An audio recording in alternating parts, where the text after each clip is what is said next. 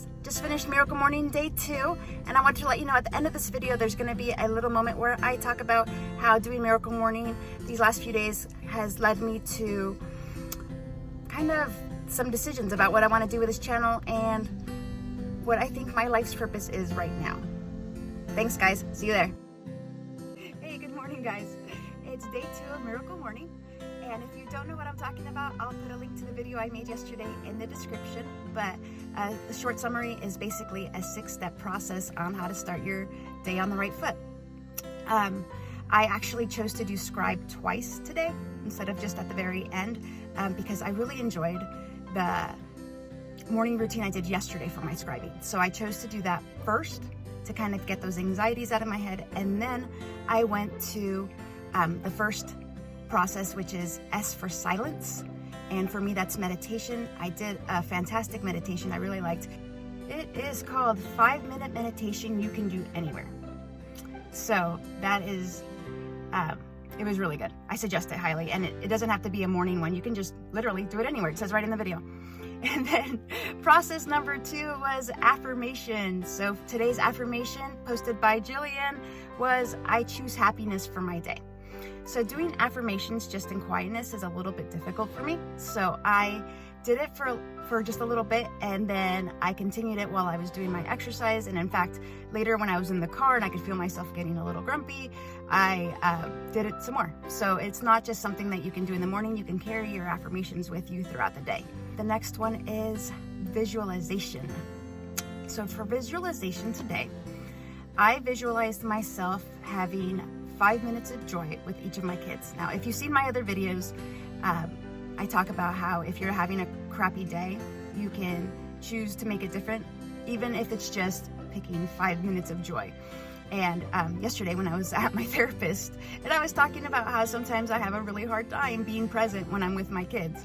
And she goes, well, you can do your 5 minutes with each of your kids. That seemed more manageable to me than just looking at the whole day like, how am I going to be a good mom today?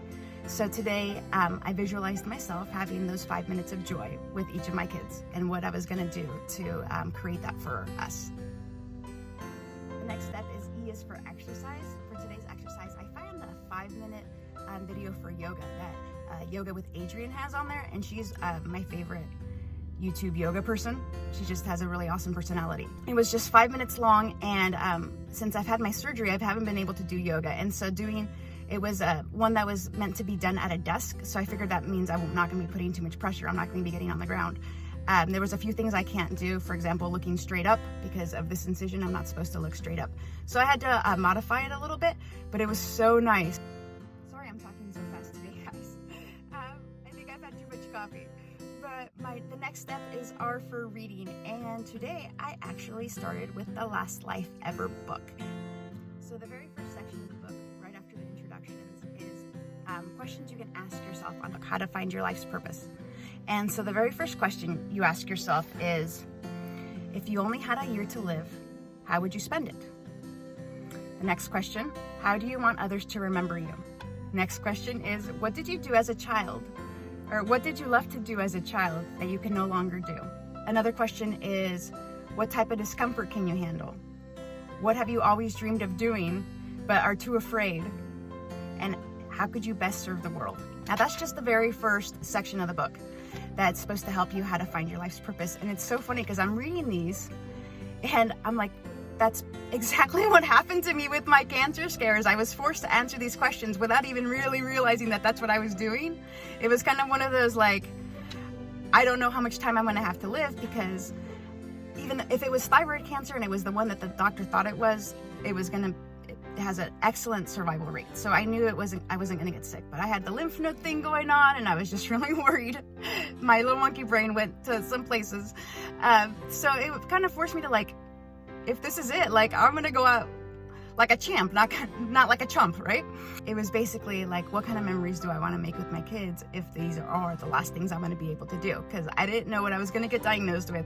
I didn't know what kind of treatment I would have to do and what the repercussions of that was going to be. For me, it wasn't so much what I used to love to do as a child that I no longer do. It was what I always wanted to do that I never did. And so it was that passion and desire that I had that I never did. And again, that kind of goes with the next question. What do you always dream of doing but are too afraid?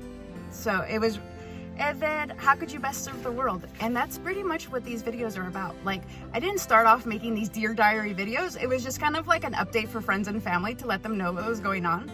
But I kind of found my passion in it. And so, yes, I'm still gonna go on my adventures as soon as this COVID thing lets up, but I really like making these videos. So I'm hoping that I can create a channel and a space, and I have a Facebook group also, where people can kind of come and get inspiration and find a way to lift each other up. So that's my hopes, and I'm actually going to make a video for my channel based on that, because while I was doing this reading, it led me to my scribing where I answered these questions. And it's funny because one of the questions is, what type of discomfort can you handle? And you guys might not know it, but this is like way out of my comfort zone. I do not talk to people. I talk to people on a surface level, but not about me, and certainly not about emotional things. And it's not because I didn't want to make that kind of connection with people. It was just that it was really, really uncomfortable. And so the thought of doing this in person is still outside of my comfort zone. But I can make these videos, and it feels just like on the edge of it. And it reminded me of a quote that I actually saw yesterday. I know, serendipity, right? But it said, life begins at the end of your comfort zone. So here's to life, and here's to a great day. See you guys tomorrow. Bye.